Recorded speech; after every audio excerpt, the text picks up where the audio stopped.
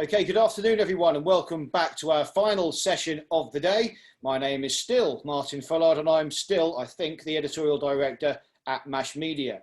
Now, this session is entitled Help Recovery by Keeping the Talent Within the Industry. And we're hoping it's going to be a lively Q&A session with Trevor Foley, the MD of tfconnect, and Douglas Emslie, the Group MD at Tarsus Group. So we are encouraging you all, please use the Q&A box at the bottom and fire your questions in there. I am sure that no question is too hard. So, quick introduction to our panelists. Trevor has more than 30 years experience in exhibitions and events. He was Group Chief Executive of the AEO, Exhibition Venues AEV, and the ESSA between 98 and 08. And he also has a track record of launching and growing events, as I'm sure you can appreciate. In 2008, he launched the global executive search consultancy tfconnect. Also, he is the MD of events in Namuwongo, a philanthropic network of companies who support life-changing work in Uganda. Douglas has been with Tarsus Group since its launch in 1998, prior to which he held senior management positions at Blenheim Group after its takeover by UBM. He's past chairman and remains a director of the AEO, as well as past chairman of the Events Industry Alliance. He's also the first international board member of the US industry trade body CISO and a member of its executive committee. In addition, he was also a founding member of the International Organizer Network, a joint AEO and CISO group. Right, gents, let us dive straight into the questions. Now, the COVID-19 pandemic, I think with a well-worn path here, we know it's led to a volatile business environment and a changing labour profile within the events industry. None of us want to lose talented staff, but how can we make promises of continued employment when we don't even know if companies can survive the period we're in right now? Trevor, maybe we could start with you. I don't think we can make promises. I think because we still don't know where the finish line is on this. But what we can do is keep people engaged. I've had an incredible number of calls from employers who have laid people off, saying, "Here's some fab people. Let's see what we can do as an industry to keep them together." We formed something called the New Model Army, because as an industry, we're going to come out the other end in very much a new model for the industry. There's going to be an army of people looking to stay in the industry. I think we can come on to it, but there's going to need upskilling. We're going to need all sorts of things going on to keep people engaged. But promises of jobs, I think what Rishi Sunak has said this afternoon certainly helps, kick the can down the road. But we still need the big issue resolved as to when we can open venues again. Absolutely. We'll come on to the Chancellor and his capers later. Douglas, what about you? Well, I think it's difficult to make any sort of promises with this environment because it's uncertain, it's unprecedented. I mean, I've been in the industry 30 years and, I've not seen anything like this. I don't think anybody's seen anything like this. And I think what we're seeing, in terms of the different organisers, the public companies or private equity like we are, is no one's talking about profit anymore. It's all about, liquidity. It's all about having enough cash to carry on for as long as you can. And I think that in terms of the bigger organisers, I think they're pretty well financed to carry on for the next few years. But I think the challenge comes for the smaller organisers who don't have that luxury. And I think, unfortunately, the announcement from Boris earlier this week is really going to put a lot of stress on the UK industry. And the association here in the UK, the AEO, and I'm now the chairman of CISO in the US, have been constantly lobbying to get our industry back open. And unfortunately, that's been falling on deaf ears. We are a safer industry in terms of the environment that we create than shopping malls or pubs and restaurants. Yet no one is hearing us. They're hearing them. So I think really what we've got to do is try to get our industry reopen and put all our efforts in to do that. And I think maybe we've just been too polite. And actually, no, we've got to shout like the other industries have, in that actually there's going to be lots of redundancies. There's going to be lots of people without jobs, and actually we need the government to do something. Before we talk about upskilling, then Douglas, because you've obviously touched on, a very massive point here. Have you guys caught up with the Chancellor's statement today? Yeah, I have, and I think that it doesn't help us in terms of the core point that I was making earlier, in terms of helping us reopen our industry. I think that to the extent that it's allowing people who can do some work but not be fully employed to carry on, I think is good. So I think that might help keep some people in our industry, but it's not enough. And actually, I just fear the next 6 months we'll see a lot of people actually lose their jobs, and this doesn't really help to stop that. No, absolutely. I mean, Trevor, what do you think really we need to be doing to make government pay attention to our genuine economic might? Because we are a powerful industry. We're a horizontal across many others. We exist to facilitate growth, and yet it's cotton wool in the ears all the time. Yeah, I think I agree with Doug that we've been too nice. We've been trying to reason our case. And, I was at Terminal 5 at Heathrow on Tuesday, absolutely packed, no heat testing, nothing that we would do as an industry to make sure that the environment is safe. As Doug said, shopping malls, restaurants, pubs, it's incredulous that, as business venues that we can't open. Pretty much the same for entertainment venues. If it's okay for some, it's got to be okay for us. And that's the corner we're going to have to fight. As Doug said, we all do that together. This isn't an even support network. The government keeps saying we all got to work together. Nobody in the public sector is losing a penny of pay, losing a moment's sleep. In fact, probably better off. And there's just not that understanding within government of the pain that it's causing. And so we're going to have to be nastier.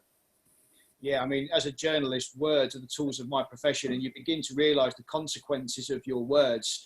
People just throw words around willy-nilly without really accepting their true meaning. So don't say we're all in it together if we're not, because that's just a soundbite, and that's an insult to all of us. It's an insult, yeah.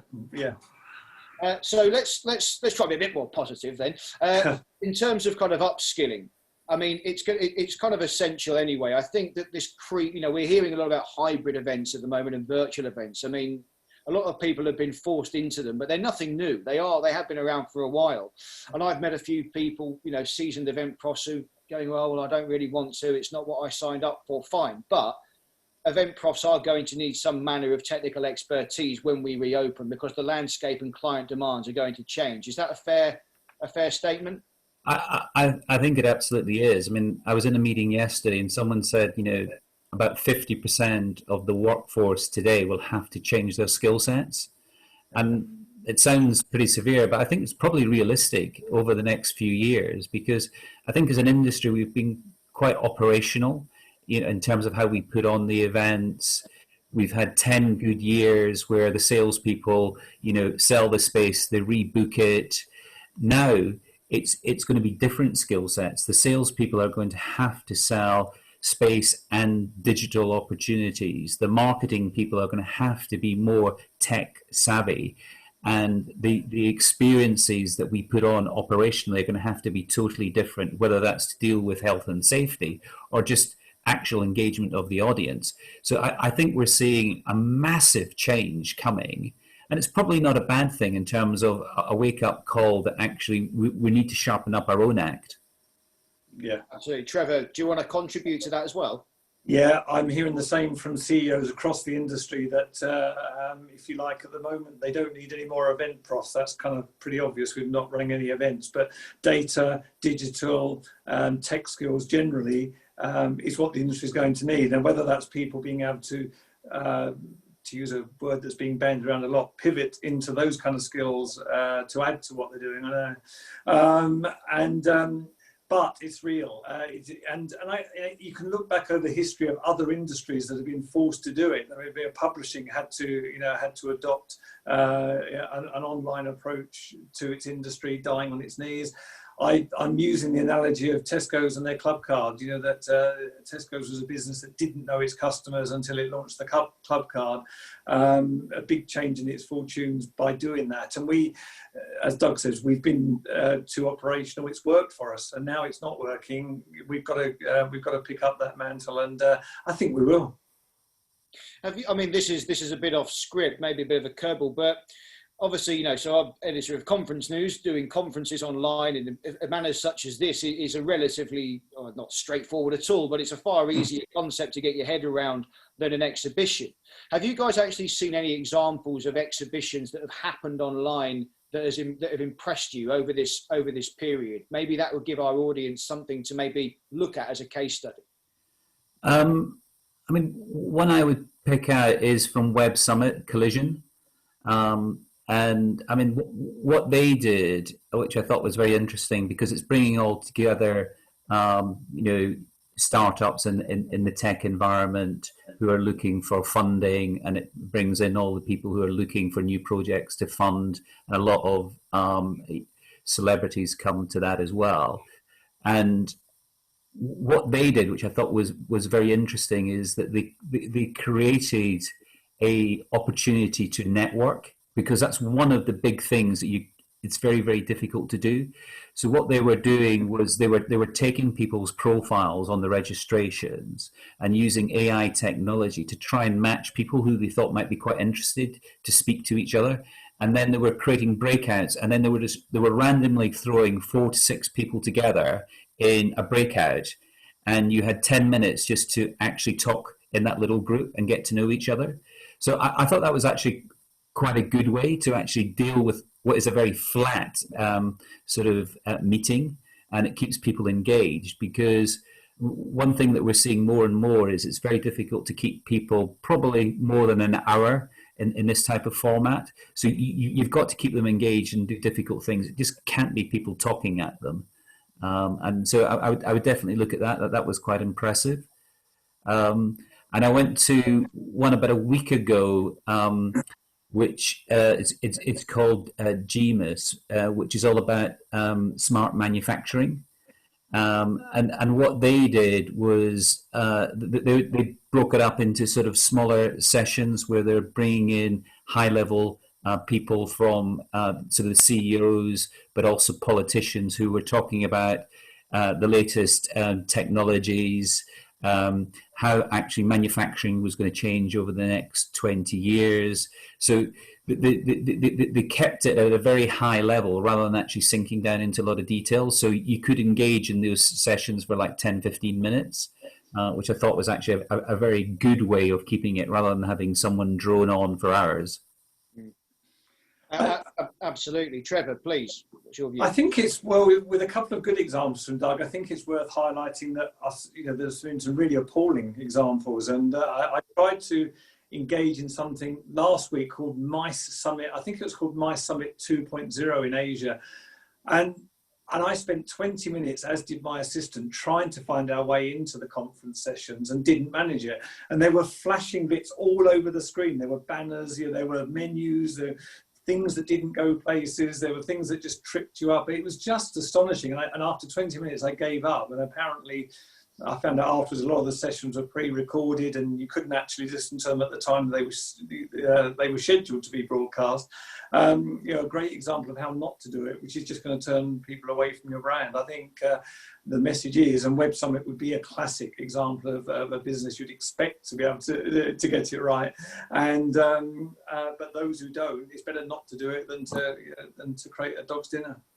Yeah, this is the fundamental skill. I was asked by a freelancer just a few weeks ago, which are there any courses? And I think, well, I don't know. Are there? I mean, there's so many different platforms. You're not really being trained as such for the skill. You're actually having to go to like a product cell, or something like that. And that's quite a strange one. We've got some audience questions coming, guys, that I want to sort of get out there. And there's an interesting one here come from Sarah, and she says, we've spoken about the new digital world and events industry and how it's adapting to it. As much as we want to retain skills in our industry, do you think we need to try to attract talent from the digital and tech world? Do we actually need to now bring people from outside of our industry into it? Of course we do. Yeah, of course. Sorry, Doug. Something I heard from a CEO last week was that if their business was previously acting in silos between sales, marketing, digital operations, that's gone away. You know, that everybody's now working to come up and create the best events they can come up with. And without doubt, there's a feeling that there's some missing skill sets. And the challenge is our industry hasn't been attractive to those type of people. You know, we're not startups, we're not big brand tech companies. That's something we've got to address. We've got to make ourselves attractive. And I know a number of HR directors in the industry feel that we're not attractive enough to do that. But there's no question we've got to move that as well. What do you think, Doug? Sorry, Martin. I was going to say, what do you think about that? Do we need to employ from beyond? Do we need to be looking into the tech and digital world to help us run better events? I think we do, but I think the challenge is, as Trevor highlighted correctly, is actually we're not that attractive to that industry. That people would rather go and work for Google or a startup, and I think a lot of it has to do with our culture and our mentality being totally different from how tech companies operate. And I think the reality, and coming back to one of your earlier points, just about all the different platforms out there for virtual events, I think what you'll probably see is a combination of recruitment of people from outside the industry, but a lot more partnering between organisers and tech companies, because I think organisers will eventually realize that they can't do it themselves, and they're going to have to actually partner. Because I think one of the real challenges from a lot of the event tech companies is that they're small, they're not particularly well financed. And what they've tried to do is take what exists in a physical environment today and try to replicate that virtually, and it doesn't work. And I think we need people from outside of our industry to come in with new ideas and new models. And I think we're beginning to see, we've run about 20 or so virtual events across multiple platforms, and we're beginning to learn what works and what doesn't, and we're beginning to consolidate down who we use for particular things. So conferences work well with one, meetings work well with another, etc. Because there's not one platform that works for everybody. Yeah, absolutely. We've had another few kind of questions come in, but I guess I want to touch on this idea of, look, can we say with confidence that the industry has actually changed forever and the skills needed are now? We're not basically going back to what we were. So where I'm going with this is, when events does pick up, and let's be honest, one day our industry will be back and then it will be a growth market. It has to be. But if you've got the experience, but maybe you're a bit more expensive and you're looking for jobs, do you think employers will be looking for maybe the younger, the guys that have just come out of university who may have a bit of advantage into the technical area? Do you think this is a warning shot to seasoned event profs to upskill now so they're not caught out later when the business does come back? The industry is creating the opportunities to upskill. I don't know whether you've heard of the Virtual Event Institute. That's a certification. It's and that's a pan European US initiative, but it would be that mixture. Doug said it. It'd be the mixture of people within the industry upskilling, but bringing in some new talent, and those people having to work together. It's essential. I need that. I need that in my business. People. I had a chief exec say to me last week, "Find me some data people. If they've got any event experience, I won't interview them." And that was because he's got enough. He's got enough people with event experience. I'm also seeing, and Doug alluded to it earlier, a shift from the fact that salespeople were considered to be the top of the tree, but now marketing is probably going to be the way forward in a lot of businesses, and a far greater emphasis on marketing and of course the digital tech skills that exist around that. I mean, I would just add to that. I mean, we've got a big business in China, and we've run 7 events in the last 7 weeks. So we actually are back and being operational. And what we're seeing there is events are coming back roughly about 80% of what they were. and they just look like they did before, except people are wearing masks. So I think that it will depend on geography. So something like China or the emerging markets where it's much more transactional in terms of the exhibition, I think they'll come back quite like what they were before. I think the more sophisticated, the more service orientated, I think you'll see things move to be sort of more multi-channel, in that you'll be servicing a community with an event, with digital products. So it'll be online, then you'll have the live event, and then there'll be online. So it'll be different, and I think we'll create a lot more opportunities, and that's why I think it's really important that people actually use the opportunity now to anticipate that change and get the skills. Yeah, I mean, yeah, that may lead us onto this next question, which has come in from Sarah again. And Trevor, it's initially aimed at you. It says, Trevor, you described the lost talent as the new model army. And do you feel that after this pandemic, we're going to see more entrepreneurs launching their own businesses? We'll see a swelling of young or smaller organisers popping up. Do you think that's where we're going? I think the environment is set for that to be able to happen, and that can lead to the partnerships that Doug's talked about. There will be partnerships between organisers.